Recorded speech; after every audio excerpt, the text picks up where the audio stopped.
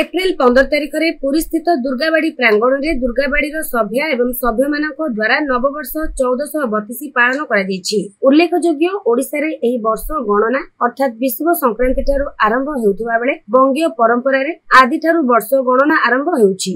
रवीन्द्र संगीत, लोकगीति, लोकनृत्य, ओडिसी नृत्य, कविता आवृत्ति इत्यादि माध्यम रे वर्ष वरण उत्सव पालन करा जाउछि। नववर्ष वरणर एही अनुष्ठानर समिति सभापति श्रीजुक्त कुमार हालदार अध्यक्षता करथिले एवं समितिर साधारण संपादक श्री राजेश मल्लिकଙ୍କ प्रत्येक तत्वावधान रे एही सभा परिचालना करा जायतिला। एही अवसर रे समितिर सांस्कृतिक संपादिका श्रीमती स्निग्धा चक्रवर्तीଙ୍କ परिचालन रे अनुष्ठान रे गीता गायन करथिले। श्रीमती वंदना बानर्जी, सागरिका हालदार, दीपान्विता कुमार, उपा गुहा, मृण्मयी दे, इंद्राणी दे, उषा मुखर्जी, स्वाति मंडल, कुमारी आबिरा दे, श्री सुशांत चटर्जी, प्रणवेश अधिकारी, पवित्र मंडल प्रमुख सेमानक वाद्ययंत्र रे सहयोगिता करथिले। श्रीजुक्त विजय महापात्र हारमोनियम, श्रीजुक्त अनिल दास तबला, कुमारी ऐश्वर्या भट्टाचार्य वंशीवादन और श्रीमती हेनावर्धन कविता आवृत्ति करथिबा स्थले नृत्य परिवेशन करथिले। ऐश्वर्या भट्टाचार्य, सुप्रभा अधिकारी, प्रीतिमय मुखर्जी, तनया घोषाल, दृष्टिलिप्सा दास एवं शिशु शिल्पी अमृता मुखी प्रमुख।